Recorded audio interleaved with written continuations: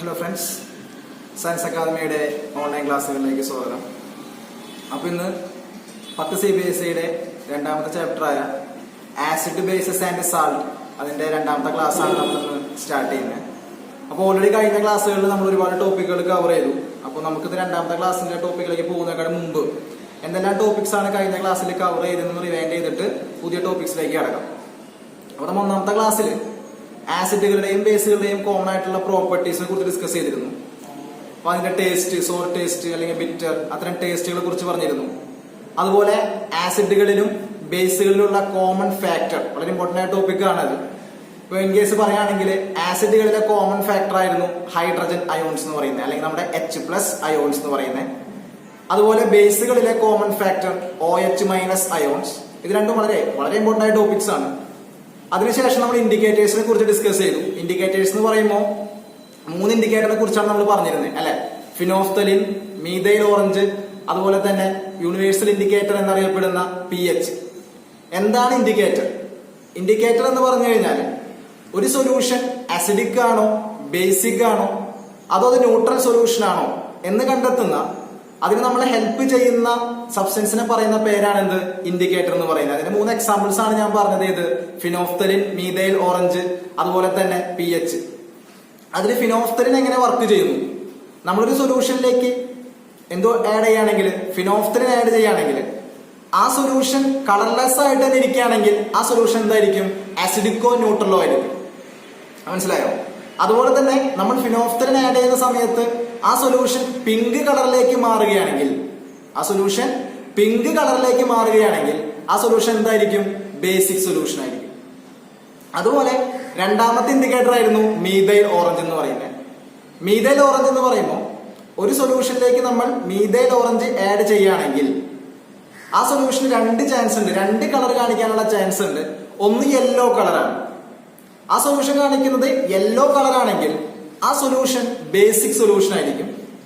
അതുപോലെ തന്നെ നമ്മൾ മീഥൈൽ ഓറഞ്ച് ആഡ് ചെയ്യുമ്പോൾ ആ സൊല്യൂഷൻ റെഡ് കളർ കാണിക്കുകയാണെങ്കിൽ അതെന്തോ സൊല്യൂഷൻ ആയിരിക്കും? ആസിഡിക് സൊല്യൂഷൻ ആയിരിക്കും. ഓക്കെ, മീഥൈൽ ഓറഞ്ച് ആഡ് ചെയ്യുമ്പോൾ യെല്ലോ കളർ കാണിക്കുകയാണെങ്കിൽ അത് ബേസിക് സൊല്യൂഷനും, മീഥൈൽ ഓറഞ്ച് ആഡ് ചെയ്യുമ്പോൾ റെഡ് കളർ കാണിക്കുകയാണെങ്കിൽ അതെന്തുമാണ്? ആസിഡിക് സൊല്യൂഷനുമാണ്. അതെങ്ങനെ ഓർത്തിരിക്കാം? നമുക്ക് എപ്പോഴും കൺഫ്യൂഷൻ ആണ്. പഠിച്ചു കഴിഞ്ഞ് കുറച്ച് ലാസ്റ്റേക്ക് ആവുമ്പോൾ ഇത് രണ്ടും നമ്മൾ കൺഫ്യൂഷൻ ആയിട്ട് പോകും. അതിനൊരു ട്രിക്ക് ഉണ്ട്. അതായത് മീഥൈൽ ഓറഞ്ച് 2 കളർ പറഞ്ഞിരുന്നു, യെല്ലോയും റെഡും ആയിരുന്നു. അപ്പൊ അത് ഓർത്തിരിക്കാനുള്ള ട്രിക്ക് എന്ന് പറയുന്നത് ആപ്പിൾ ഈസ് റെഡ്, അതായത് A ഫോർ ആസിഡ്.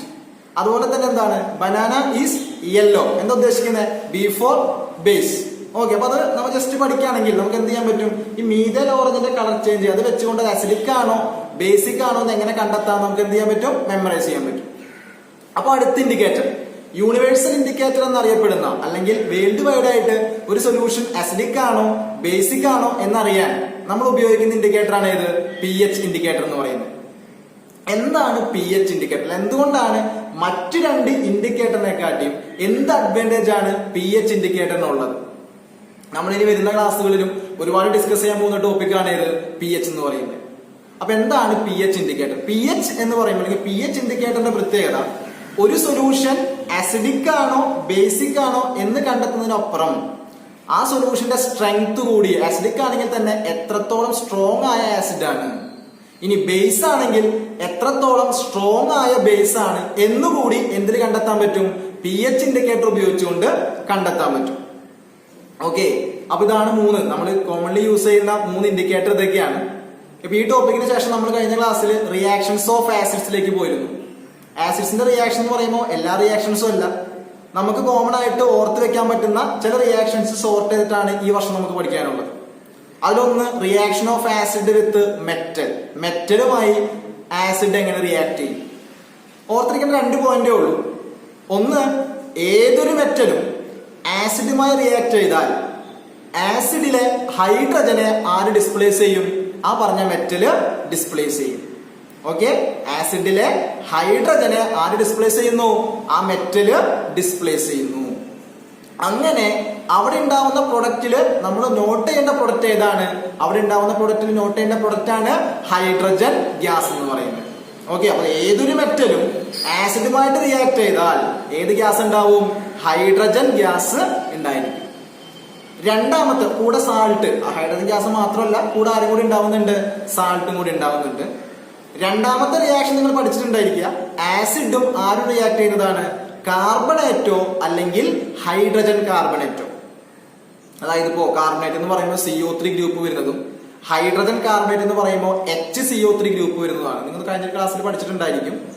അപ്പൊ അവിടെ ഉണ്ടാവുന്നതോ, അതായത് ഇപ്പോ എന്തുകൊണ്ട് പഠിക്കുന്നു എന്ന് പറഞ്ഞു കഴിഞ്ഞാൽ ഈ കാർബണേറ്റ് ഹൈഡ്രജൻ കാർബണേറ്റ് എന്ന് പറയുമ്പോൾ നമുക്ക് എന്താ പറയാ വലിയ പരിചയമൊന്നും തോന്നില്ലെങ്കിൽ ഈ മാർബിള്, ലൈം സ്റ്റോൺ ഇതെല്ലാം എന്തെങ്കിലും എക്സാമ്പിൾസ് ആണ്, കാർബണേറ്റുകൾക്ക് എക്സാമ്പിൾസ് ആണ്. അതുകൊണ്ടാണ് ഇത് എന്ത് ചെയ്യുന്നത്, എക്സ്ട്രാ എടുത്ത് പഠിക്കുന്നത്.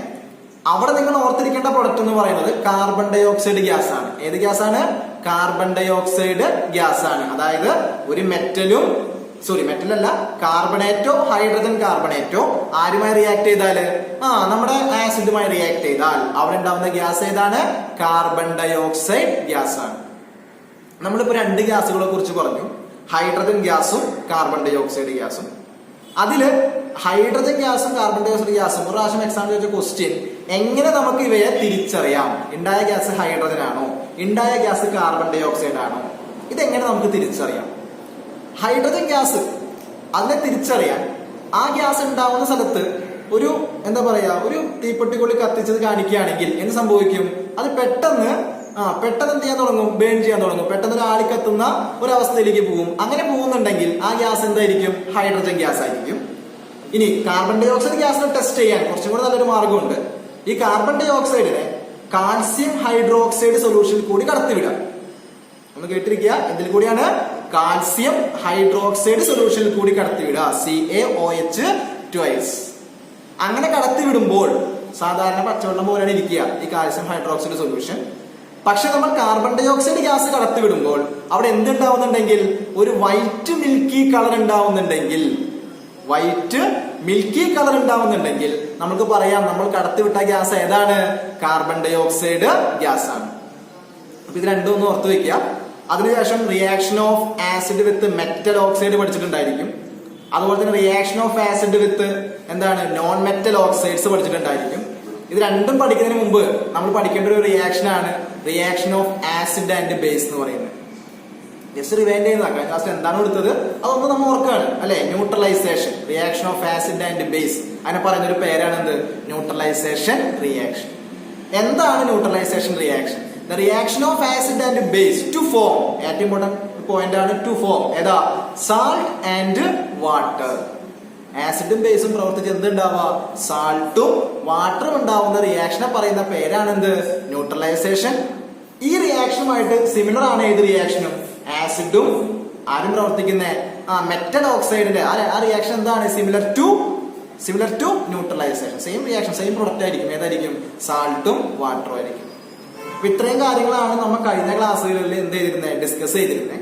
ഇനി നമ്മൾ ഇന്നത്തെ ക്ലാസ്സിലേക്ക് കടക്കുകയാണ്. ഇന്നത്തെ ക്ലാസ്സിലെ ഫസ്റ്റ് ടോപ്പിക് എന്ന് പറയുന്നത് pH. ഓക്കെ, ഫസ്റ്റ് ടോപ്പിക് ഏതാണ്? pH ആണ്. എന്താണ് pH? pH എന്ന് പറയുമ്പോൾ ഇറ്റ്സ് എ നമ്പർ. നമ്മൾ നേരത്തെ ഇൻഡിക്കേറ്ററിനെ കുറിച്ച് പറഞ്ഞു അല്ലെ. ഒരു നമ്പറാണ്. നമ്മുടെ ഹൈറ്റ് ഒക്കെ നമ്മൾ സെന്റിമീറ്ററിലും മീറ്ററിലൊക്കെ പറയുന്ന പോലെ pH എന്ന് പറയുമ്പോൾ ഒരു നമ്പറാണ്. എന്തിനു വേണ്ടി ഉപയോഗിക്കുന്ന നമ്പറാണ്? ഒരു സൊല്യൂഷന്റെ അസിഡിക് സ്ട്രെങ്തോ ബേസിക് സ്ട്രെങ്തോ എന്താണ്? ഒരു സൊല്യൂഷൻ എത്രത്തോളം സ്ട്രോങ് ആയ ആസിഡ് ആണ്, ഒരു സൊല്യൂഷൻ എത്രത്തോളം സ്ട്രോങ് ആയ ബേസ് ആണ്, അത് ഇൻഡിക്കേറ്റ് ചെയ്യാൻ വേണ്ടി നമ്മൾ ഉപയോഗിക്കുന്ന ഒരു നമ്പറാണ് എന്ത്? pH എന്ന് പറയുന്നത്. ഓക്കെ, അപ്പൊ എന്താണ്? pH is a value used to specify how acidic or basic a solution is. എങ്ങനെ pH കണ്ടെത്താം? കോമൺലി 3 കാര്യങ്ങളാണ്. ഒന്ന് pH സൊല്യൂഷൻ, അല്ലെങ്കിൽ pH പേപ്പർ. മൂന്നാമത്തെ ഏറ്റവും അഡ്വാൻസ്ഡ് ആണ് pH മീറ്റർ എന്ന് പറയുന്നത്. അപ്പൊ അതിന് ആദ്യത്തെ രണ്ടെണ്ണം pH പേപ്പറും pH സൊല്യൂഷനും എങ്ങനെയാന്ന് വെച്ച് കഴിഞ്ഞാൽ, നിങ്ങൾക്ക് ഏത് സൊല്യൂഷന്റെ ആണോ pH കണ്ടെത്തേണ്ടത് ആ സൊല്യൂഷനിലേക്ക് pH പേപ്പർ ആണെങ്കിൽ ജസ്റ്റ് എന്ത് ചെയ്യാം? ഒന്ന് ഡിപ്പ് ചെയ്യാം. വൈറ്റ് പേപ്പർ ആയിരിക്കും. ആ വൈറ്റ് പേപ്പർ എന്തിലേക്ക് ഒന്ന് ഡിപ്പ് ചെയ്യാം? നമ്മുടെ ഏത് സൊല്യൂഷന്റെ ആണോ pH കണ്ടെത്തേണ്ടത് അതിലേക്ക് ഒന്ന് ഡിപ്പ് ചെയ്യാം. അങ്ങനെ ഡിപ്പ് ചെയ്യുമ്പോൾ ആ വൈറ്റ് പേപ്പറിന്റെ കളർ വേറൊരു കളറായിട്ട് മാറും. അത് യെല്ലോ ആവാം, ബ്ലൂ ആവാം, വാട്ടെവർ, വേറൊരു കളറായിട്ട് മാറുകയും നമുക്ക് നമ്മുടെ കയ്യിലുള്ള ഒരു കളർ ചാർട്ട് ഉണ്ടായിരിക്കും. കളർ ചാർട്ട് മീൻസ് കുറെ കളറുകളും ആ കളറിന് നേരെ ഓരോ pH വാല്യൂസ് ഉണ്ടായിരിക്കും. അപ്പൊ നമുക്ക് ഈ pH പേപ്പറിൽ കിട്ടിയ കളർ ഈ കളർ ചാർട്ടിലെ കളറുമായി മാച്ച് ചെയ്യുകയും അങ്ങനെ മാച്ച് ചെയ്യുമ്പോൾ ഏത് കളറുമായിട്ടാണോ മാച്ച് ആവുന്നത് അതിന് കറസ്പോണ്ടന്റ് ആയ pH വാല്യൂ ആയിരിക്കും ആർക്ക് ഉണ്ടായിരിക്കുക, നമ്മുടെ സൊല്യൂഷൻ ഉണ്ടായിരിക്കും. ഓക്കെ, ഇതേ മെത്തേഡ് തന്നെയാണ് pH സൊല്യൂഷനും. അതായത് pH പേപ്പർ ഡിപ്പ് ചെയ്യുന്ന പോലെ ഇവിടെ ചെയ്യേണ്ടത്, ഏത് സൊല്യൂഷന്റെ ആണോ pH കാണേണ്ടത് ആ സൊല്യൂഷനിലേക്ക് എന്ത് ആഡ് ചെയ്യുക, നമ്മുടെ pH സൊല്യൂഷൻ ആഡ് ചെയ്യുക. രണ്ട് സൊല്യൂഷനും കൂടി മിക്സ് ആവുന്നു, അവിടെയും ഒരു കളർ ചേഞ്ച് ഉണ്ടാവും. ആ കളർ ചേഞ്ച്, ആ ഉണ്ടായ കളർ ഏത് കളറുമായിട്ടാണ് കളർ ചാർട്ടിൽ മാച്ച് ആവുന്നത്.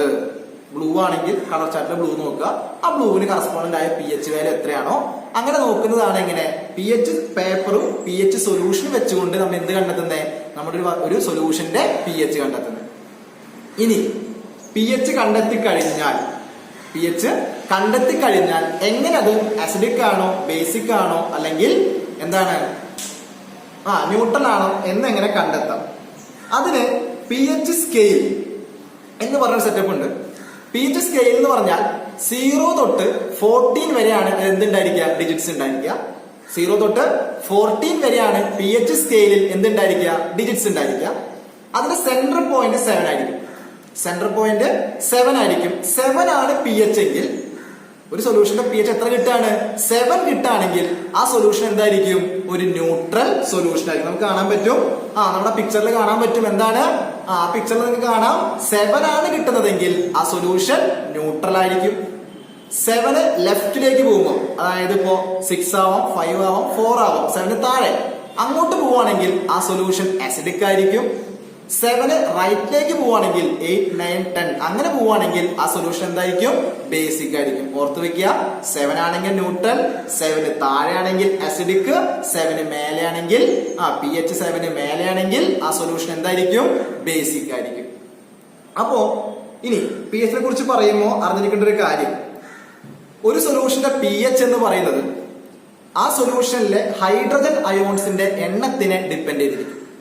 ഒരു സൊല്യൂഷന്റെ pH എന്ന് പറയുന്നത് ആ സൊല്യൂഷനിലെ ഹൈഡ്രജൻ അയോൺസിന്റെ എണ്ണം. അപ്പൊ ആസിഡ് ആണെങ്കിൽ നമുക്കറിയാം H+ അയോൺസ് ഒക്കെ ഉണ്ടാകും അല്ലെ. അപ്പോ ഈ H+ അയോൺസിന്റെ എണ്ണത്തിനെ ഡിപ്പെൻഡ് ചെയ്യുന്ന വാല്യൂ ആണ് എന്ത്, pH എന്ന് പറയുന്നത്. ഒരിക്കലും എന്ത് ചെയ്യരുത്, മിസ്റ്റേക്ക് നമ്മൾ ചിന്തിക്കരുത്. അതായത് ഇപ്പോ H+ അയോൺസിന്റെ എണ്ണം തന്നെയാണെന്ന് വിചാരിക്കരുത്, ഡിപ്പെൻഡ് ചെയ്യുന്നത് ഞാൻ പറഞ്ഞിട്ടുള്ളൂ. അതായത് H+ അയോൺസിന്റെ എണ്ണം കൂടും തോറും എന്ത് കുറയും, pH വാല്യൂ കുറയും. H+ അയോൺസിന്റെ എണ്ണം കൂടുന്തോറും എന്ത് കുറയും, pH വാല്യൂ കുറയും. ഓക്കെ, അപ്പോ അടുത്ത കാര്യം, ഇപ്പൊ നമ്മളൊരു ആസിഡിന്, രണ്ട് ആസിഡുകളുടെ pH നോക്കുകയാണ്. pH നോക്കിയപ്പോ നമുക്ക് തോന്നുകയാണ് ഒരു ആസിഡ് 5 H+ അയോൺസ് ഉണ്ടാക്കി, രണ്ടാമത്തെ ആസിഡ് 10 H+ അയോൺസ് ഉണ്ടാക്കി. ഒന്ന് 5ഉം ഒന്ന് 10ഉം. അവിടെ പറയുന്നുണ്ട് ഏതാണോ കൂടുതൽ H+ അയോൺസ് ഉണ്ടാക്കുന്നത് അതായിരിക്കും എന്ത്, സ്ട്രോങ്ങർ ആസിഡ്. കൂടുതൽ H+ അയോൺസ് ആരാണോ ഉണ്ടാക്കുന്നത് ആ ആസിഡ് ആയിരിക്കും എന്ത്, സ്ട്രോങ്ങർ ആസിഡ്. കാരണം എന്താ, കൂടുതൽ H+ അയോൺസ് ഉണ്ടാക്കും, pH കുറയും. pH കുറയാതെ 7 താഴത്തോട്ട് പോകും. മനസ്സിലാവുന്നുണ്ടോ? അതായത് കൂടുതൽ H+ അയോൺസ് ഉണ്ടാക്കുമ്പോൾ എന്ത് കുറയും, നമ്മൾ നേരത്തെ പറഞ്ഞു അല്ലെ, H+ അയോൺസിന്റെ എണ്ണം കൂടുന്തോറും എന്ത് കുറയുന്ന പറഞ്ഞേ, pH വാല്യൂ കുറയുന്നു പറഞ്ഞു. ആ pH വാല്യൂ കുറയുകയും, കുറയുമ്പോൾ എത്രത്തോളം കൂടുതൽ ഉണ്ടാക്കുന്നോ അത്രത്തോളം കുറയും. അത് കുറയുന്നതോടെ എന്താവും, ഏറ്റവും നല്ല ആസിഡ് ആവും. ഓക്കെ, അവിടെ ഒരു ക്വസ്റ്റ്യൻ കൊടുത്തിട്ടുണ്ട്. If 2 solutions A and B are given with pH values 5 and 2 respectively. രണ്ട് സൊല്യൂഷൻസ് ഉണ്ട്. ആ സൊല്യൂഷന്റെ pH എന്ന് പറയുന്നത് എത്രയാണ്, 5ഉം 2ഉം ആണ്. Which solution is more acidic? ചോദിക്കാൻ ചാൻസ് ഉള്ള ക്വസ്റ്റ്യൻ ആണ്. ഏത് സൊല്യൂഷൻ ആണ് കൂടുതൽ അസിഡിക്? ആ pH കണ്ടാൽ അറിയാം 5ഉം 2ഉം ആണ്. രണ്ടും എന്തിന് എക്സാമ്പിൾ ആണ്, ആസിഡുകൾക്ക് എക്സാമ്പിൾ. കാരണം 7 താഴെയാണ് അല്ലെ. അപ്പൊ രണ്ടും ആസിഡ് ആണെങ്കിൽ ഏതാണ് നല്ല ആസിഡ്? നിങ്ങളൊന്ന് ആലോചിച്ച് നോക്കാം. നമ്മൾ നേരത്തെ pH സ്കെയിൽ പറഞ്ഞപ്പോൾ ഞാൻ പറഞ്ഞു 7 ന്യൂട്രൽ ആണ് അല്ലെ. അപ്പൊ 7 എടുക്കുന്നതൊക്കെ എന്തായിരിക്കും, ന്യൂട്രൽ സ്വഭാവം ഉള്ളതായിരിക്കും. 7ന്ന് അകന്നു പോകുന്തോറുമാണ് എന്ത് കൂടുന്നത്, അവിടെ നമ്മൾ നോട്ട് ചെയ്തിട്ടുണ്ട് എന്താ, അസിഡിക് നേച്ചർ ഇൻക്രീസസ്. 7ൽ നിന്നും അകന്നു പോവാ. അപ്പൊ ഈ 5ഉം 2 എന്ന് പറയുമ്പോ ഏതായിരിക്കും 7ന്ന് ഏറ്റവും അകന്ന് എടുക്കുന്നുണ്ടാവുക? ഏത് വാല്യൂ ആയിരിക്കും? 2 ആയിരിക്കും. 5 എടുത്തെടുക്കുന്ന വാല്യൂ ആണ്, 2 അകന്ന് എടുക്കുന്ന വാല്യൂ ആണ്. അപ്പൊ 2 pH ഉള്ള സൊല്യൂഷൻ ആയിരിക്കും എന്ത്, ഏറ്റവും നല്ല ആസിഡ്. ചോദിക്കാൻ ചാൻസ് ഉള്ള ക്വസ്റ്റ്യൻ ആണ്. 2 pH വാല്യൂ തരും, ഏതാണ് ബെറ്റർ ആസിഡ് എന്ന് ചോദിക്കുകയാണെങ്കിൽ 7ൽ നിന്നും ഏറ്റവും അകന്ന് കിടക്കുന്ന വാല്യൂ ഏതാണോ ആ പി എച്ച് ഉള്ള വാല്യൂ ആയിരിക്കും എന്ത് 7 താഴെ ആയിരിക്കണം കേട്ടോ. അതായിരിക്കും എന്ത് നല്ല ആസിഡ് എന്ന് പറയുന്നത്. രണ്ടാമത്തെ ക്വസ്റ്റ്യൻ ഇതുപോലെ തന്നെയാണ്. രണ്ട് സൊല്യൂഷൻ ഉണ്ട്. ഒന്നിന്റെ പി എച്ച് 8ഉം ഒന്നിന്റെ പി എച്ച് എത്രയാണ് 10ഉമാണ്. ഏതാണ് നല്ല ബേസ്? ഏതാണ് നല്ല ബേസ്? രണ്ടും ബേസ് ആണല്ലേ, കാരണം 7 മേലെയാണ്. അതുകൊണ്ട് തന്നെ എന്താണ്, രണ്ടും ബേസ് ആണ്. ഈ രണ്ട് ബേസുകളിൽ ഏതാണ് നല്ല ബേസ് എന്ന് ചോദിച്ചാൽ നേരത്തെ പറഞ്ഞ അതേ ലോജിക്ക് തന്നെ അപ്ലൈ ചെയ്യാം. 7നോട് എടുത്തു കിടക്കുന്നത് ന്യൂട്രൽ ആയിരിക്കും. 7ൽ നിന്നും അകന്നു പോകും തോറും, റൈറ്റ് സൈഡിലേക്ക് പോകും തോറും എന്തായിക്കൊണ്ടിരിക്കും, നല്ല ബേസ് ആയിക്കൊണ്ടിരിക്കും. അപ്പോ തന്നിരിക്കുന്നത് 8ഉം 10ഉം എന്ന് പറയുമ്പോൾ ഏതാണ് 7ന് അകന്ന് കിടക്കുന്നത്? ഏതായിരിക്കും? 10 ആയിരിക്കും അല്ലെ. അതുകൊണ്ട് തന്നെ ഏറ്റവും നല്ല ബേസ് ഏതായിരിക്കും? ആ 10 പി എച്ച് തന്നിട്ടുള്ള ബേസ്, ആ 10 പി എച്ച് തന്നിട്ടുള്ള സൊല്യൂഷൻ ആയിരിക്കും എന്ത് ഏറ്റവും നല്ല ബേസ് എന്ന് പറയുന്നത്. ഓക്കെ, ഈ രണ്ട് ക്വസ്റ്റ്യൻ എന്ത് ചെയ്യുക, ജസ്റ്റ് നോട്ട് ചെയ്ത് വെക്കുക. അടുത്തത്, ഈ പറഞ്ഞ പി എച്ച് എന്തിനു അറിയുന്നു, അല്ലെങ്കിൽ നമ്മുടെ ഡെയിലി ലൈഫിൽ ഈ പി എച്ചിന് എന്ത് ഇമ്പോർട്ടൻസ് ആണുള്ളത്? നമ്മുടെ ഡെയിലി ലൈഫിൽ ഈ പറയുന്ന പി എച്ചിന് എന്ത് ഇമ്പോർട്ടൻസ് ഉണ്ട്? നമുക്ക് കുറച്ച് പോയിന്റ്സ് പഠിക്കാനുണ്ട്. ഒന്നാമത്തെ പോയിന്റ് എന്ന് പറയുന്നത്, നമ്മുടെ ബോഡി, നമ്മുടെ human body works with a specified P H. ഒരു പി എച്ചിനകത്ത് മാത്രമേ നമ്മുടെ ശരീരത്തിന് എന്ത് ചെയ്യാൻ പറ്റുള്ളൂ, നല്ല രീതിക്ക് പ്രവർത്തിക്കാൻ പറ്റുള്ളൂ. ആ പി എച്ചിൽ നിന്നും കൂടുകയോ കുറയുകയോ ചെയ്താൽ നമ്മുടെ ശരീരത്തിനകത്ത് ഉണ്ടാവുന്ന ഹോർമോൺസ് ആയിക്കോട്ടെ, എൻസൈം ആയിക്കോട്ടെ, അതെല്ലാം ഹൈ എഫിഷ്യൻസിയിൽ പ്രവർത്തിക്കണമെങ്കിൽ എന്ത് വേണം, നമ്മുടെ ബോഡിയിൽ ഒരു സ്പെസിഫിക് പി എച്ച് വേണം. ആ പി എച്ച് എന്ന് പറയുന്നത് എത്രയാണ്? 7 to 7.8 ആണ്. 7 തൊട്ട് 7.8 ഇടയ്ക്ക് ആ ഒരു പി എച്ച് നമ്മുടെ ശരീരത്തിനകത്ത് മെയിൻറ്റെയിൻ ചെയ്താൽ മാത്രമേ നമ്മുടെ ശരീരത്തിനകത്തുള്ള ഹോർമോൺസും എൻസൈംസ് ഒക്കെ എന്ത് ചെയ്യുള്ളൂ, നല്ല രീതിക്ക് പ്രവർത്തിക്കുകയുള്ളൂ. ഓക്കെ, നമ്മുടെ ബ്ലഡിന്റെ ചോദിച്ച ക്വസ്റ്റ്യൻ ആണ്. ബ്ലഡിന്റെ സലൈവയുടെ പി എച്ച് എന്ന് പറയുന്നത് കറക്റ്റ് പറയുകയാണെങ്കിൽ എത്രയാണ്? 7.4 ആണ്.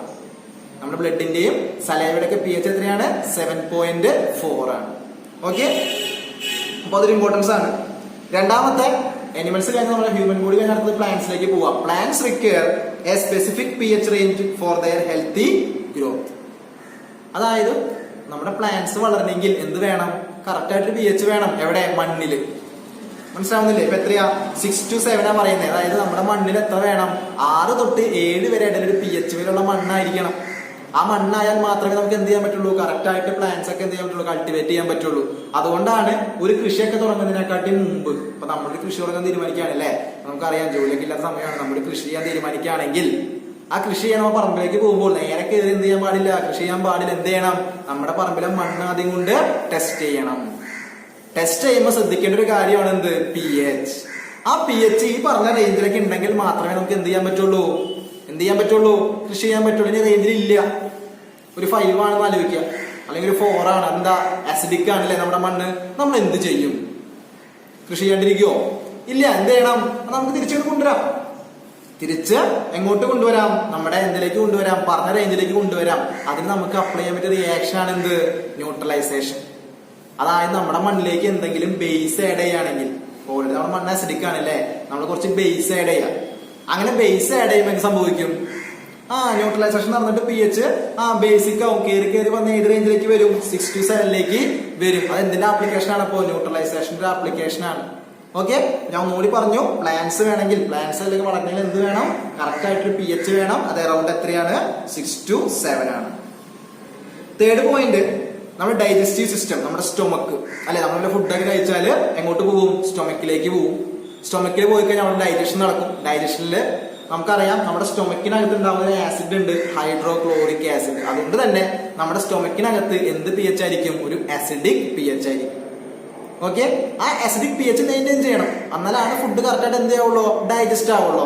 എന്നാ പോലും ചില സമയത്ത് ഈ അസിഡിക് സ്ട്രെങ്ത് കൂടും, HCl കൂടുതലുണ്ടാവും, അല്ലെങ്കിൽ നമുക്ക് കറക്റ്റ് സമയത്ത് ഫുഡ് കഴിക്കാണ്ടാവും. വാട്ടെവർ, അങ്ങനെ അസിഡിക് സ്ട്രെങ്ത് അല്ലെങ്കിൽ അസിഡിക് ക്യാരക്ടർ കൂടിക്കഴിഞ്ഞാൽ നമുക്ക് എന്ത് ഫീൽ ചെയ്യാൻ തുടങ്ങും? സ്റ്റൊമക്കിനകത്ത് പെയിൻ ഫീൽ ചെയ്യാൻ തുടങ്ങും. ഈ അവസ്ഥയിൽ നമ്മൾ കഴിക്കുന്ന ഒരു മരുന്നുണ്ട്. ആ മരുന്നിന്റെ പേരാണ് ആന്റാസിഡ്. എന്താണ്? ആന്റാസിഡ്. ഓക്കെ, ഈ ആന്റാസിഡിന്റെയും പ്രവർത്തനം എന്തിന്റെ ബേസിസിലാണ്? ന്യൂട്രലൈസേഷൻ റിയാക്ഷന്റെ ബേസിസിലാണ്. കാരണം സ്റ്റൊമക്കിനകത്ത് ആസിഡ് ഉണ്ട്, കഴിക്കുന്ന ആന്റാസിഡ് എന്ന് പറയുന്നത് എന്താണ്? ഒരു ബേസ് ആണ്, തമ്മിൽ പ്രവർത്തിക്കും. അപ്പൊ അവിടുത്തെ അസിഡിക് ക്യാരക്ടർ കുറഞ്ഞു പോകും. ന്യൂട്രലൈസേഷൻ ആണ് റിയാക്ഷൻ. അപ്പൊ അതൊന്ന് നോട്ട് ചെയ്ത് വെക്കുക. രണ്ട് കാര്യങ്ങൾ ഞാനോട് ആപ്ലിക്കേഷൻ പറഞ്ഞു ന്യൂട്രലൈസേഷൻ. ഏതൊക്കെയാ? ഒന്ന്, സോയിൽ നമുക്ക് എന്താക്കാൻ? ബേസിക് ആക്കാൻ. രണ്ടാമത്തെ കാര്യം ഇപ്പൊ ഞാൻ പറഞ്ഞു, ആന്റാസിഡുകൾ. വാട്ടെവർ, നമ്മുടെ സ്റ്റൊമക്കിനകത്ത് എന്താണ്? ഒരു അസിഡിക് പി എച്ച് ആണ് മെയിൻറ്റെയിൻ ചെയ്യുന്നത്.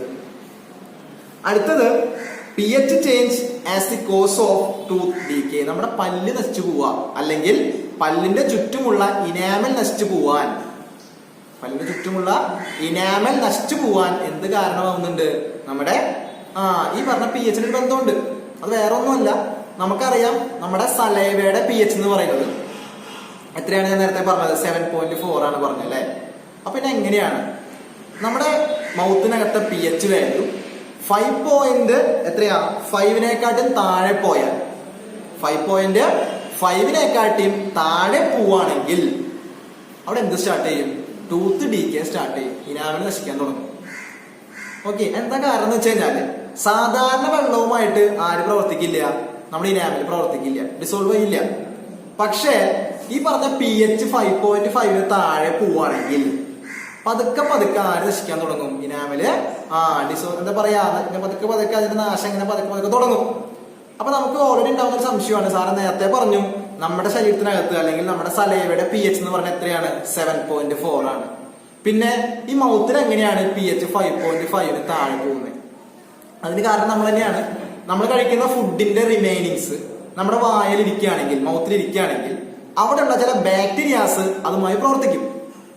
അങ്ങനെ പ്രവർത്തിക്കുമ്പോൾ ആ പ്രവർത്തനത്തിന്റെ ഭാഗമായിട്ട് അവിടെ എന്തുണ്ടാവും? ചില ആസിഡുകൾ ഉണ്ടാവും.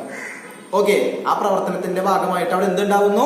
ചില ആസിഡുകൾ ഉണ്ടാവുകയും, ആസിഡുകൾ ഉണ്ടാവുമ്പോൾ എന്ത് സംഭവിക്കും? ആസ് യൂഷ്വൽ അവിടുത്തെ pH കുറഞ്ഞ് 5.5 താഴത്തോട്ട് പോവുകയും എന്ത് സ്റ്റാർട്ട് ചെയ്യുകയും ചെയ്യും? ഇനാമല് നശിക്കുന്ന പ്രോസസ്സ് സ്റ്റാർട്ട് ചെയ്യുകയും ചെയ്യും. എങ്ങനെ നമുക്ക് തടയാം? നമ്മൾ വിചാരിച്ചാൽ മതി അല്ലേ? നമ്മൾ എന്ത് ചെയ്യാം? നല്ല രീതിക്ക് 2 നേരമൊക്കെ എന്ത് ചെയ്യുക? ബ്രഷ് ചെയ്യുക. ബ്രഷ് ചെയ്യുമ്പോൾ ഉപയോഗിക്കുന്ന ടൂത്ത് പേസ്റ്റ് എന്താണ്? ഒരു ബേസിക് ആണ്. അപ്പൊ അതാവുമ്പോൾ ഓൾറെഡി എന്താവും? pH കൂടി നമ്മൾ ഈ പറഞ്ഞ റേഞ്ചിലേക്ക് 5.5 മേലേക്ക് വരികയും നമുക്ക് ഈ പറഞ്ഞ പ്രശ്നങ്ങളൊക്കെ നമുക്ക് എന്ത് ചെയ്യാൻ പറ്റും? സോൾവ് ചെയ്യാനായിട്ട് പറ്റുകയും ചെയ്യും കേട്ടോ. അപ്പൊ അടുത്തത് self defence by plants and animals. നമ്മൾ ഏറ്റവും അനുഭവിക്കുന്ന കാര്യമാണ് ഈ ഹണിബി കുത്തുക, അല്ലെങ്കിൽ തന്നെ എന്താ പറയാ ഈ കൊളുത്തുക അല്ലെ, നെറ്റിൽ ലീവ്സ് അതിന്റെ കൊളുത്തുക ഒക്കെ നമ്മുടെ കയ്യമ്മയാവുമ്പോൾ നമുക്ക് എന്ത് ഫീൽ ചെയ്യും? ഭയങ്കര പെയിൻ ഫീൽ ചെയ്യും അല്ലേ? ഇത് എവിടെ നിന്ന് ഈ പെയിൻ ഫീൽ ചെയ്യുന്നത്? ഈ ചെറിയ സൂചി കുത്തുമുള്ള പെയിനാണോ, അല്ലെങ്കിൽ ഈ ഇലയം എന്താ ഉള്ളത്? അതിനൊക്കെ കാരണമായ ആസിഡാണ് മെത്തനോയിക് ആസിഡ് അല്ലെങ്കിൽ ഫോമിക് ആസിഡ്. മനസ്സിലായില്ലേ? ഈ പറഞ്ഞ 2 കാര്യത്തിലും, ഈ പറഞ്ഞ 2 ഇൻസിഡന്റിനും നമുക്ക് ആ പെയിൻ ഫീൽ ചെയ്യുന്നില്ലേ? അതിന് കാരണമായ ആസിഡിന്റെ പേരെന്താണ്? Methanoic acid. 2 ആളും നമ്മുടെ കയ്യിൽ കൊള്ളുമ്പോണ്ടല്ലോ അവിടേക്ക് ഇൻജെക്ട് ചെയ്യുന്ന ആസിഡിന്റെ പേരാണ് എന്ത്? ഓർത്ത് വെച്ചോളൂ, ഫോമിക് ആസിഡ് അല്ലെങ്കിൽ മെത്തനോയിക് ആസിഡ്. ഒന്ന് തന്നെയാണ്. ഇത് നമ്മുടെ കൈയുടെ അകത്തേക്ക് പോകുമ്പോഴാണ് ഈ ആസിഡ് കൈയുടെ അകത്തേക്ക് ഇൻജെക്ട് ചെയ്യുമ്പോഴാണ് നമുക്ക് എന്ത് ഫീൽ ചെയ്യുന്നത്? പെയിൻ ഫീൽ ചെയ്യുന്നത്. അങ്ങനെ പെയിൻ ഫീൽ ചെയ്യുന്നതാണ് നമ്മളപ്പോ എന്ത് ചെയ്യാം? സെൽഫ് ഡിഫെൻസ് ആണല്ലേ? നമ്മൾ അതിന്റെ അടുത്തേക്ക് പോകുമ്പോൾ നമുക്ക് എന്തെങ്കിലും പ്രശ്നം ഉണ്ടാവുന്നുള്ളൂ. അപ്പോ അങ്ങനത്തെ പെയിൻ ഫീൽ ചെയ്യുകയാണെങ്കിൽ ബേസിക് ആയിട്ടുള്ള എന്തെങ്കിലും കാര്യം കയ്യിൽ എന്ത് ചെയ്യുക? നമ്മൾ അപ്ലൈ ചെയ്യുകയാണെങ്കിൽ ആ പെയിൻ നമുക്ക് എന്ത് ചെയ്യാൻ പറ്റും? രക്ഷപ്പെടാൻ പറ്റും. അപ്പൊ അടുത്ത ഇമ്പോർട്ടൻസ് ആണ് self defence by plants and animals. അടുത്തത് ആസിഡ് റെയിൻ. കേൾക്കുമ്പോൾ നമുക്ക് അത്ഭുതം തോന്നും, കാരണം ഇപ്പൊ നല്ല മഴക്കാലമാണ്, നമ്മൾ മഴയൊക്കെ ആസ്വദിക്കുകയാണ്. എന്താണ് ഈ ആസിഡ് റെയിൻ? അങ്ങനെ ഒരു സംഭവം ഉണ്ടോ? സിനിമയിൽ മാത്രമാണോ ഉള്ളത്? അല്ല, ആസിഡ് റെയിൻ സംഭവിച്ചിട്ടുള്ളത് നമ്മുടെ ലോകത്ത് സംഭവിച്ചിട്ടുള്ള കാര്യമാണ്. ഭാവിയിൽ നമുക്ക് ഇനി നമ്മൾ ഫേസ് ചെയ്യാൻ പോകുന്ന ഒരു പ്രോബ്ലം ആണ്. സംഭവം വേറെ ഒന്നുമല്ല, നമ്മുടെ മഴവെള്ളത്തിന്റെ pH എപ്പോഴും എവിടേക്കാണ്? ന്യൂട്രൽ അല്ലെങ്കിൽ അതിന് മേലെ ബേസിക് ന്യൂട്രൽ ആയിരിക്കും സാധാരണ മഴവെള്ളത്തിന്റെ pH എന്ന് പറയുന്നത്. പക്ഷെ ഈ pH വാല്യൂ എത്ര താഴെ പോവാ? 5.6 താഴെ പോവാണെങ്കിൽ, മഴവെള്ളത്തിന്റെ pH വാല്യൂ 5.6 താഴെ പോവാണെങ്കിൽ എന്ത് പറയാം? അത് ആസിഡ് റെയിൻ. കാരണം പെയ്യുന്ന വെള്ളം എന്താണ്? ആസിഡിക് ക്യാരക്ടർ ഉള്ള വെള്ളമാണ്. അതുകൊണ്ടാണ് എന്ത് പറയുന്നതിനെ? ആസിഡ് റെയിൻ എന്ന് പറയുന്നത്. മനസ്സിലായില്ലേ? അപ്പൊ ഇതിനാണ് എന്ത് പറയുന്നത്? ആസിഡ് റെയിൻ എന്ന് പറയുന്നത്. അതിന് കാരണം നമ്മുടെ ഈ ഫാക്ടറീസ് അല്ലെങ്കിൽ നമ്മുടെ എന്താ ഇൻഡസ്ട്രിയൽ ഏരിയാസ് ഒക്കെ ഉണ്ടാവുമല്ലോ, അവിടെയുള്ള ഈ പൊല്യൂഷൻ കാരണം, ഏത് പൊല്യൂഷൻ? Air pollution. ഈ സൾഫർ ഡയോക്സൈഡ് പോലുള്ള ഗ്യാസ് ഒക്കെ ഇങ്ങോട്ട് പോകും, അറ്റ്മോസ്ഫിയറിലേക്ക് പോവുകയും അറ്റ്മോസ്ഫിയറിലെ വാട്ടറുമായിട്ട് പ്രവർത്തിച്ചത് എന്തായിട്ട് മാറും? സൾഫ്യൂരിക് ആസിഡ് പോലുള്ള ആസിഡ് ഒക്കെ ആയിട്ട് മാറും. അതൊക്കെ ഇങ്ങോട്ട് പെയ്യുമ്പോഴാണ് ഈ നൈട്രജൻ ഡയോക്സൈഡ് ആണെങ്കിൽ HNO3 ആവാം, വാട്ടെവർ ഇത്തരം പ്രൊഡക്ഷൻ അല്ലെങ്കിൽ ഇത്തരം പൊല്യൂഷൻസ് ആണ് ഇതിന് കാരണമാവുന്നത്, ആസിഡ് റെയിന് കാരണമാവുന്നത്. ആയിക്കഴിഞ്ഞാൽ വീട്ടിലിരുന്നിട്ട് കാര്യമൊന്നുമില്ല, കാരണം ബിൽഡിങ്ങുകൾക്കൊക്കെ കേടുപാട് സംഭവിക്കും. ഒക്കെ പോട്ടെ, ഈ വെള്ളം എങ്ങോട്ട് ചെന്നാല് പുഴകളിലേക്കോ കുളങ്ങളിലേക്ക് ചെന്ന് കഴിഞ്ഞാൽ അവിടുത്തെ അക്വാട്ടിക് ലൈഫിനെ പൂർണ്ണമായി നശിപ്പിക്കാൻ ആർക്ക് പറ്റും? ഈ പറഞ്ഞ ആസിഡ് റെയിന് പറ്റും. അതുകൊണ്ട് നമ്മളെ നേരിട്ട് എഫക്ട് ചെയ്യുന്ന, നമ്മൾ ആലോചിച്ച് നോക്കുക, അങ്ങനത്തെ മഴയൊക്കെ പെട്ട് കഴിഞ്ഞുള്ള അവസ്ഥ ആലോചിച്ച് നോക്കുക, നമ്മളെ നേരിട്ട് എഫക്ട് ചെയ്യുന്ന ഒരു പ്രോബ്ലം ആണ് എന്ത്? Acid rain. നമ്മൾ സൂക്ഷിക്കേണ്ട കാര്യമാണ് എയർ പൊല്യൂഷൻ ഒക്കെ മാക്സിമം കുറയ്ക്കേണ്ടതാണ് അല്ലെ? അപ്പൊ സൾഫർ ഡയോക്സൈഡ് പോലുള്ള ഗ്യാസസ് ഒന്നും എന്ത് ചെയ്യാൻ പാടില്ല? അറ്റ്മോസ്ഫിയറിലേക്ക് നേരിട്ട് നമുക്ക് അങ്ങനെ ചെയ്യാൻ പാടില്ല, എക്സോസ് എമിറ്റ് ചെയ്യാൻ പാടില്ല. അപ്പോ ഇത്രയാണ് നമ്മൾ പി എച്ചിനെ കുറിച്ച് പറയുകയാണെങ്കിൽ ഇത്രയും കാര്യങ്ങളാണ് ഓർത്തിരിക്കേണ്ടത്. എന്താണ് പി എച്ച്, അതെങ്ങനെ കണ്ടെത്താം, അല്ലെ അത് കണ്ടെത്തി കഴിഞ്ഞാൽ അല്ലെ അതെങ്ങനെ കണ്ടെത്താം, കണ്ടെത്തിയ സൊല്യൂഷൻ എങ്ങനെയാണ്, അസിഡിക് ആണോ ബേസിക് ആണോ ന്യൂട്രൽ ആണോ, അത്തരം ക്വസ്റ്റ്യൻസ് നോക്കണം. അതുപോലെ തന്നെ ഇതിന് അറിഞ്ഞിരിക്കേണ്ട ക്വസ്റ്റ്യൻ ഞാൻ പറഞ്ഞത് 2 പി എച്ച് തരാണെങ്കിൽ അല്ലെ ഏതാണ് ബെറ്റർ ആസിഡ് ബെറ്റർ ബേസ്, അത്തരം ക്വസ്റ്റ്യൻസ് ഒക്കെ ചോദിക്കും. പിന്നെ ഇമ്പോർട്ടൻസ് ഓഫ് പി എച്ചിനെ കുറിച്ച് പറഞ്ഞു. അപ്പൊ ആ പോയിന്റ്സ് എന്തായാലും എന്ത് ചെയ്യണം, നോട്ട് ചെയ്ത് വെക്കണം. ഇത് നമ്മൾ പറയാൻ പോകുന്നത് ഇത്രയും പറഞ്ഞ കാര്യങ്ങൾ അപ്പൊ ഇന്നത്തെ ടോപ്പിക്സിൽ നമുക്ക് വരാൻ ചാൻസ് ഉള്ള ക്വസ്റ്റ്യൻസ് ആണ്. എന്താ ക്വസ്റ്റ്യൻസ് ചോദിക്കാം, അല്ലെങ്കിൽ നമ്മുടെ NCERT എന്താ ടെക്സ്റ്റ് ബുക്കിൽ കൊടുത്തിട്ടുള്ള കുറച്ച് ക്വസ്റ്റ്യൻസ് ഉണ്ട്. ഫസ്റ്റ് ക്വസ്റ്റ്യൻ എന്ന് പറയുന്നത് എന്താണ്, you have 2 solutions A and B. The pH of a solution A is 6 and the pH of a solution B is 8. Which solution is more hydrogen ion concentration? അല്ലെ പിന്നെ which of this is acidic and which one is basic? ആദ്യം നമുക്ക് ആ question answer ചെയ്യാം. ഏതാണ് acid ഏതാണ് base? നമുക്കറിയാം 7 മേലുള്ളത് base 8ഉം അതുപോലെ തന്നെ 7 താഴെയുള്ള 6 സൊല്യൂഷൻ എന്തായിരിക്കും, സൊല്യൂഷൻ എന്ന് പറഞ്ഞാൽ എന്തായിരിക്കും, ആസിഡ് ആയിരിക്കും. അതിൽ കൺഫ്യൂഷൻ ഇല്ല. പിന്നെ ഏതിലായിരിക്കും കൂടുതൽ ഹൈഡ്രജൻ അയോൺ കോൺസെൻട്രേഷൻ, ഏതാണോ ആസിഡ് അതിലായിരിക്കും കൂടുതൽ ഹൈഡ്രജൻ അയോൺ കോൺസെൻട്രേഷൻ. ഇതിൽ അങ്ങനെ നമുക്ക് നോക്കാവുന്നേ ഉള്ളൂ. അവരുടെ ബേസും പറഞ്ഞ ആസിഡ് ആയതുകൊണ്ട് നമുക്ക് അങ്ങനെ പറയാം. അല്ലെങ്കിൽ എങ്ങനെ പറയാം, ഏതിനാണോ പി എച്ച് കുറവ് അതിലായിരിക്കും എന്ത് കൂടുതൽ, ഹൈഡ്രജൻ അയോൺ കോൺസെൻട്രേഷൻ. രണ്ട് ഓപ്പോസിറ്റ് ആണ്. ഏതിനാണോ പി എച്ച് കുറവ് അവിടെ എന്ത് കൂടുതലായിരിക്കും, ഹൈഡ്രജൻ അയോൺ കോൺസെൻട്രേഷൻ കൂടുതലായിരിക്കും. The second question, what effect does the concentration of H plus ions have on the nature of solution? H plus അയോണും നാച്ചുറും തമ്മിൽ ബന്ധമുണ്ടോ? ഉണ്ട് അല്ലെ. H plus അയോൺസ് കൂടുതൽ പ്രൊഡ്യൂസ് ചെയ്യുകയാണെങ്കിൽ അത് അസിഡിക് ആയിരിക്കും, നമ്മൾ പറഞ്ഞിരുന്ന കാര്യമാണ്. ഇനി ഉണ്ടാവുന്നത് OH മൈനസ് അയോൺസ് ആണെങ്കിൽ അത് എന്തായിരിക്കും, ബേസിക് ആയിരിക്കും. അപ്പൊ ഒരു സൊല്യൂഷന്റെ നാച്ചർ തീരുമാനിക്കുന്നതിൽ ആർക്ക് പങ്കുണ്ട്, H plus അയോൺസിന് പങ്കുണ്ട്. അതാണ് സെക്കൻഡ് ക്വസ്റ്റ്യൻ. ഇതിന്റെ ആൻസർ നിങ്ങൾ ചെയ്യേണ്ടത് കേട്ടോ. അടുത്തത്, do basic solutions also have H plus ions? If yes then why are this basic? Confusion ഉണ്ടാകുന്ന ക്വസ്റ്റ്യൻ ആണ്. ബേസിക് സൊല്യൂഷനിൽ H plus അയോൺസ് ഉണ്ടാവും, ബേസിക് സൊല്യൂഷനിൽ H plus അയോൺസ് ഉണ്ടാവും, സത്യമായിട്ട് ഉണ്ടാവും. അതായത് ബേസിക് സൊല്യൂഷനിലും എന്തുണ്ട്, H plus അയോൺസ് ഉണ്ട്. പക്ഷെ എന്തുകൊണ്ട് അത് ബേസിക് ആയെന്ന് ചോദിച്ചു കഴിഞ്ഞാൽ അവിടെ H plus അയോൺസിനെ കാട്ടി കൂടുതലായിട്ട് ആരുണ്ട്, OH മൈനസ് അല്ലെങ്കിൽ ഹൈഡ്രോക്സൈഡ് അയോൺസ്. ഓക്കെ, അതായത് ബേസിക് സൊല്യൂഷനിലും H plus അയോൺസ് ഉണ്ട്. പക്ഷെ അവിടെ H plus അയോൺസ് ഉള്ളതിനെക്കാട്ടി കൂടുതലായിട്ട് ആരുണ്ട്, OH മൈനസ് അയോൺസ് ഉള്ളത് കൊണ്ടാണ് എന്തായിട്ടിരിക്കുന്നത്, ബേസിക് ആയിട്ടിരിക്കുന്നത്. അതാണ് മൂന്നാമത്തെ ക്വസ്റ്റ്യന്റെ ആൻസർ എന്ന് പറയുന്നത്. നാലാമത്തെ, under what soil condition do you think a farmer would treat the soil of his fields with quick lime അല്ലെങ്കിൽ കാൽസ്യം ഓക്സൈഡ്, സ്ലാക്ഡ് ലൈം? ആ പേര് നോക്കി വെച്ചിട്ടുണ്ട്. ക്വിക്ക് ലൈം എന്ന് പറഞ്ഞാൽ ഏതാണ്, സ്ലാക്ഡ് ലൈം എന്ന് പറഞ്ഞാൽ അങ്ങനെ അത് സെപ്പറേറ്റ് ചോദിക്കാൻ ചാൻസ് ഉള്ള ക്വസ്റ്റ്യൻ ആണ്. ഓർ ചോക്ക് അല്ലെങ്കിൽ കാൽസ്യം കാർബണേറ്റ്. സംഭവത്തിലേ ഉള്ളൂ, ഈ 3 ബേസിക് നേച്ചറുള്ള വസ്തുക്കളാണ്. അതുകൊണ്ട് തന്നെ അത് എപ്പോഴാണ് നമ്മൾ മണ്ണിലേക്ക് ആഡ് ചെയ്യുക, മണ്ണ് അസിഡിക് ആവുക. നേരത്തെ പറഞ്ഞു 6 to 7 ആണ് വേണ്ടത് അല്ലേ. ഈ 6ന് താഴത്തോട്ട് പോവുക, മണ്ണ് എന്തായിട്ട് മാറുക, അസിഡിക് ആയിട്ട് മാറുകയാണെങ്കിൽ അതിനെ തിരിച്ച് നമ്മുടെ റേഞ്ചിലേക്ക് കൊണ്ടുവരാൻ വേണ്ടിയാണ് നമ്മൾ എന്ത് ആഡ് ചെയ്യുന്നത്, ഈ പറഞ്ഞ 3 കാര്യങ്ങളും ഇതിലേക്ക് ആഡ് ചെയ്യുന്നത്. ഓക്കെ, അപ്പൊ അതാണ് നാലാമത്തെ ക്വസ്റ്റ്യന്റെ ആൻസർ. അപ്പൊ ഈ പറഞ്ഞ കാര്യങ്ങളൊക്കെ ഒന്നുകൂടി എന്ത് ചെയ്യുക, നല്ല രീതിക്ക് പഠിക്കുക. ഓക്കെ, അപ്പൊ നമ്മൾ 2 ക്ലാസ്സിൽ കംപ്ലീറ്റ് ചെയ്തു. 2 ക്ലാസ്സിലെ ക്വസ്റ്റ്യൻസ് മാക്സിമം ആൻസർ ചെയ്യുക. അപ്പോ ബാക്കി കാര്യങ്ങളൊക്കെ അടുത്ത ക്ലാസ്സിൽ ഡിസ്കസ് ചെയ്യാവുന്നതാണ്. അപ്പോൾ താങ്ക് യു.